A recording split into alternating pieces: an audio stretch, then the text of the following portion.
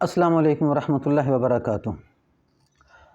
آج ہم جس خواب کا تذکرہ کریں گے وہ ہے خواب میں نکاح کرنا۔ اگر آپ چینل پر نئے ہیں تو ویڈیو شروع کرنے سے پہلے چینل کو سبسکرائب کر دیں، بیل آئیکن کے بٹن کو دبا دیں تاکہ آئندہ آنے والی ویڈیو میری آپ تک پہنچتی رہے۔ فرمایا کہ حضرت ابن سیرین رحمۃ اللہ علیہ فرماتے ہیں، اگر خواب میں کوئی دیکھے کسی عورت سے شادی کی ہے اور اگر پہلے سے شادی شدہ ہے تو یہ بزرگی اور عزت پائے گا، اگر کنوارا ہے تو مالدار عورت کرے گا، اگر دیکھے کہ عورت کو طلاق دی ہے تو دلیل ہے کہ اس کی بزرگی اور شرافت زائل ہوگی، اگر دیکھے کہ مردہ عورت سے نکاح کیا ہے اور اس کے ساتھ جمع بھی کیا ہے تو دلیل ہے کہ عورت کی ملک اور مال سے اس کو کچھ حصہ ملے گا، عورت کی ملک اور مال سے اس کو کچھ حصہ ملے گا، اور دیکھے کہ اس کے ساتھ جمع نہیں کیا تو دلیل ہے کہ اس کو اس کے مال میں سے کچھ تھوڑی چیز حاصل ہوگی، اگر کوئی عورت دیکھے کہ اس نے کسی مرد سے نکاح کیا ہے اور عورت کے گھر میں وہ مرد اس کے ساتھ جمع ہوا ہے تو دلیل ہے کہ عورت کے مال کا نقصان ہوگا اور اس کا حال متغیر ہوگا۔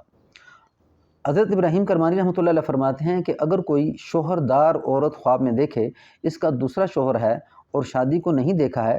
تو یہ شرف، عزت اور زیادتی مال کی دلیل ہے،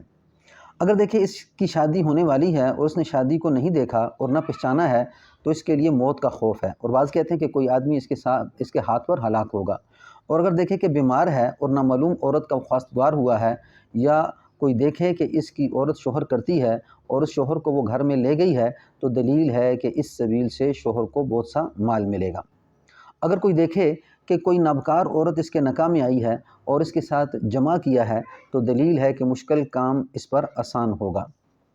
حضرت جابر مغربی رحمۃ اللہ علیہ فرماتے ہیں، اگر کوئی خواب میں دیکھے اس نے کنواری لڑکی سے شادی کی ہے اور اس کا کنوارپن زائل کیا ہے تو دلیل ہے کہ اس سال میں اس کو عورت یا کنیز حاصل ہوگی اور بادشاہ سے خیر نیکی دیکھے گا، اور اگر دیکھے کہ حرام کے ساتھ کنواری لڑکی کو لے گیا ہے تو اس سے یہ دلیل ہے کہ مال حرام حاصل کرے گا۔ حضرت جعفر صادق رحمۃ اللہ علیہ فرماتے ہیں، خواب میں عورت کرنا 4 وجہ پر ہے: بزرگی، مال کی زیادتی اور آرام، اور کیا، شادی اور خوشی۔ السلام علیکم ورحمۃ اللہ وبرکاتہ۔